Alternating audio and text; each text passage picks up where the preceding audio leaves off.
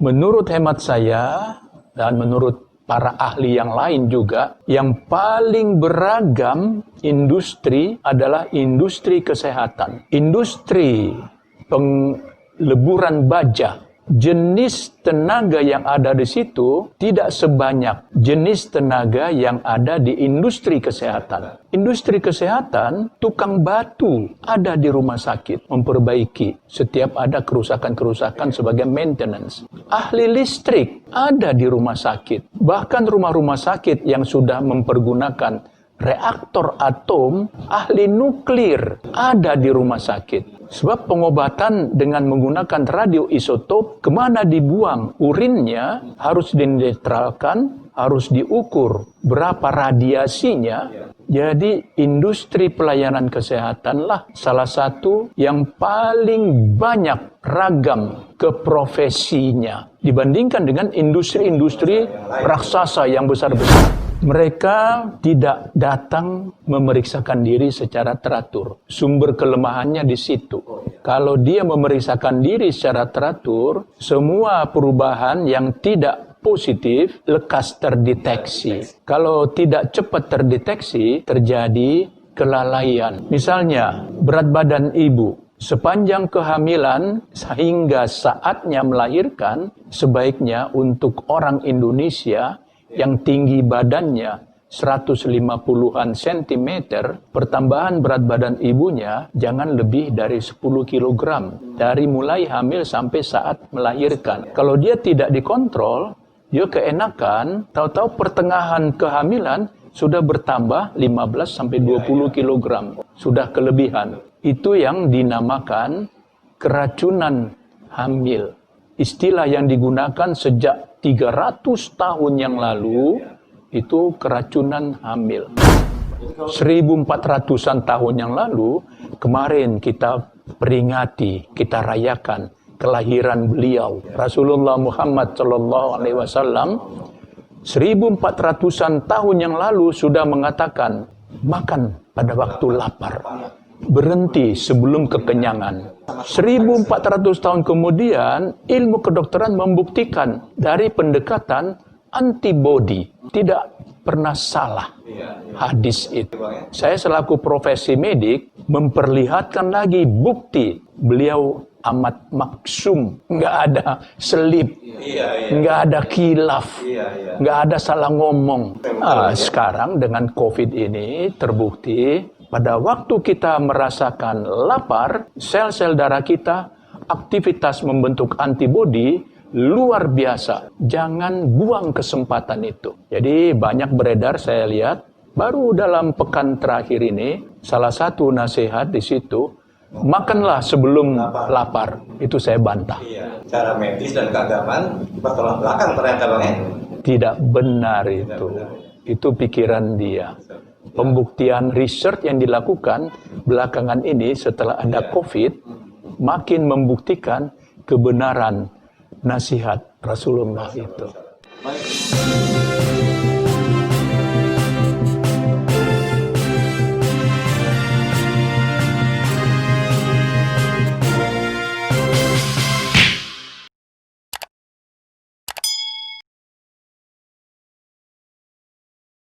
Assalamualaikum warahmatullahi wabarakatuh. Terima kasih Anda bertemu saya dengan Nur Supiadi dan juga Taufik Usman. Dan kali ini saya sedang berada di ruang Dr. Haji Hakim Saremoda Pohan, seorang dokter ahli kandungan, dan kita akan meminta beliau untuk berbincang-bincang soal COVID. Sebenarnya ada dampak langsung atau tidak COVID-19 ini terhadap kandungan atau mungkin juga kesehatan dari ibu yang sedang mengandung, atau bagaimana. Nanti kita akan berbincang-bincang dengan Dr. Hakim. Assalamualaikum Dr. Hakim. Waalaikumsalam warahmatullahi wabarakatuh. Saya panggil Bang aja ya. Iya. Ya, lebih intim. Lebih milenial.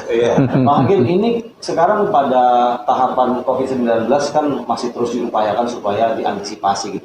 Dari sisi perspektif seorang dokter kandungan ini sebenarnya mungkin secara umum bisa memberikan pandangan kepada masyarakat. Banyak sekali dampaknya. Dari perspektif apa saja, COVID-19 ini membawa dampak. Tentu saja dampak yang saya maksud adalah dampak yang mengkhawatirkan. Pasien yang seharusnya dia menderita sesuatu penyakit harus kontrol secara teratur. Oleh karena takut ke pusat-pusat pelayanan kesehatan, dia terlanjur tidak memeriksakan diri. Itu akan memberikan dampak penyakitnya tidak teratasi secara sistematik. Oleh karena apa? Mereka mempunyai anggapan kalau saya datang ke tempat-tempat pelayanan kesehatan, di situ mungkin ada saja orang yang tidak bergejala. Nanti saya ke sana bisa ketularan. Jadi mereka yang sakitnya bukan COVID, seharusnya dia kontrol secara teratur, dia terhalang untuk memeriksakan secara teratur. Sehingga penyakitnya menjadi tidak terkontrol. Menjadi tidak bisa diturunkan keluhan-keluhannya. Itu dari kekhawatiran terhadap COVID. Apa yang paling penting di negeri kita? Yang paling penting di negeri kita menurut hemat saya, potensi bangsa menjadi terkuras. Kita ingin bekerja, kita ingin produktif, tetapi kita tidak seproduktif tatkala kita sebelum memasuki era COVID-19. Orang yang bekerja di satu perusahaan sendiri membatasi ruangan yang digunakan untuk misalnya bekerja 30 orang. Sekarang hanya 15 orang. Yang 15 orang jadi tidak produktif. Pabrik yang mempekerjakan 1.000 orang terpaksa hanya mempekerjakan jauh di bawah 1.000 orang.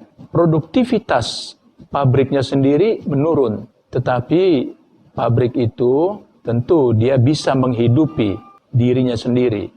Tetapi karyawan yang ada di pabrik tidak mampu menghidupi sendiri tanpa memperoleh penghasilan sebagai buruh pabrik. Jadi dampak terhadap kualitas kehidupan masyarakat ini sangat besar. Mau diapakan juga caranya, itu tidak mungkin sempurna kita mengatasi dampak-dampaknya. Pak Hakim, kalau misalnya kita kepada ibu yang sedang mengandung, COVID-19 itu bagaimana mengantisipasinya supaya ketika lahir tetap sehat, kemudian tidak terkontaminasi dengan virus yang seperti sekarang ini? Semua tenaga-tenaga kesehatan, terutama di bidang kesehatan kebidanan dan kandungan, kita sudah bikin panduannya. Silakan tenaga-tenaga bidan atau puskesmas dalam menghadapi masalah kehamilan atau masalah kandungan, silakan dirujuk kembali ke situ. Tetapi yang paling penting bahwa setiap petugas kesehatan, baik itu medis teknis maupun teknologinya, tidak semua petugas kesehatan itu berlatar belakang orang medis. Saya sebutlah industri kesehatan.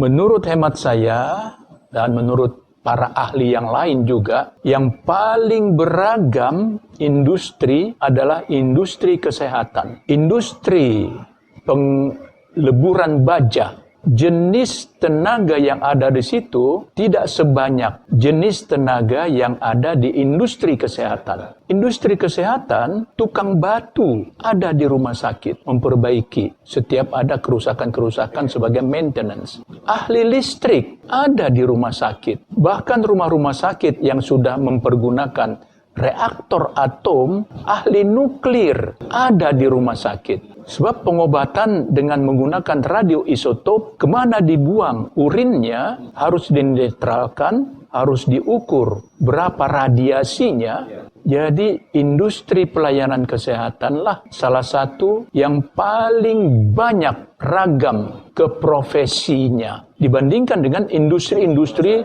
raksasa yang besar-besar. Itu menurut pandangan saya, oleh karena saya sangat mendalami itu dan saya memberi kuliah kepada mahasiswa baik kedokteran maupun keperawatan, memberi kuliah kepada dokter-dokter, memberikan kuliah kepada mereka yang ingin menjadi dokter spesialis, dan memberikan kuliah kepada dokter-dokter spesialis. Bang, kembali ke perspektif ibu hamil tadi. Ini kekhawatiran ibu hamil ini berdampak tidak ke kesehatan janinnya gitu, Bang? Secara langsung atau tidak langsung begitu? Mereka tidak datang memeriksakan diri secara teratur. Sumber kelemahannya di situ.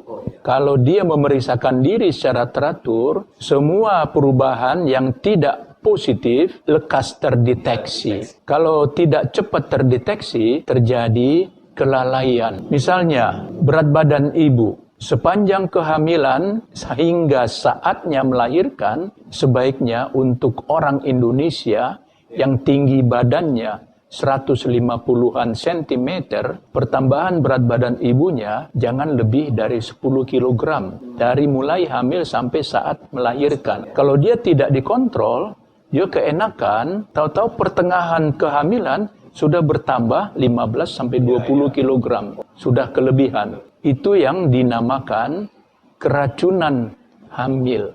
Istilah yang digunakan sejak 300 tahun yang lalu, itu keracunan hamil.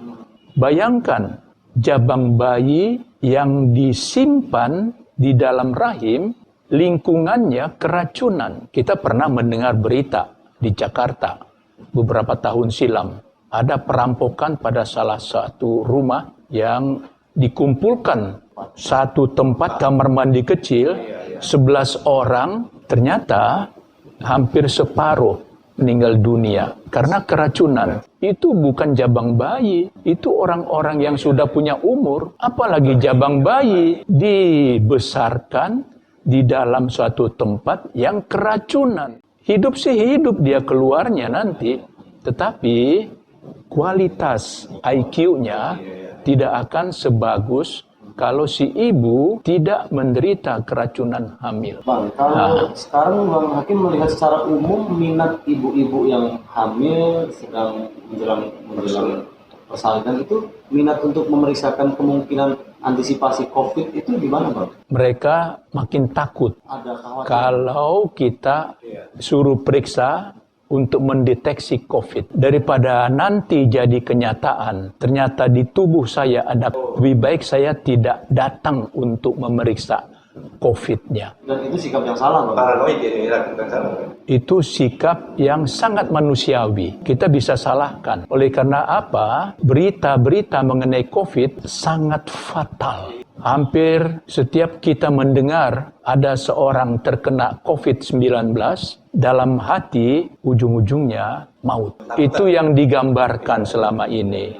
Sekarang media bertanggung jawab meluruskan pola pikir. Selama ini sudah terbentuk satu pola pikir yang akhirnya turun menjadi satu pola perilaku bahwa kalau sudah kena COVID ujung-ujungnya fatal. Sekarang kita mesti ajak masyarakat berusaha terhindar dari COVID. 3M, oke. Tetapi yang lebih penting lagi, menumbuhkan daya tangkal dari dalam tubuh si orang itu sendiri. Banyak nasihat-nasihat kesehatan. Saya tidak sependapat dengan satu nasihat yang sekarang sedang beredar melalui media. Salah satu nasihat yang saya tidak setuju, makanlah sebelum terasa lapar. Itu menurut hemat saya, menurut penelitian mutakhir, terutama setelah ada COVID, itu tidak betul. Mengapa saya katakan tidak betul? Kapan sih tubuh kita membentuk bahan-bahan antibodi, bahan-bahan imunitas, menghancurkan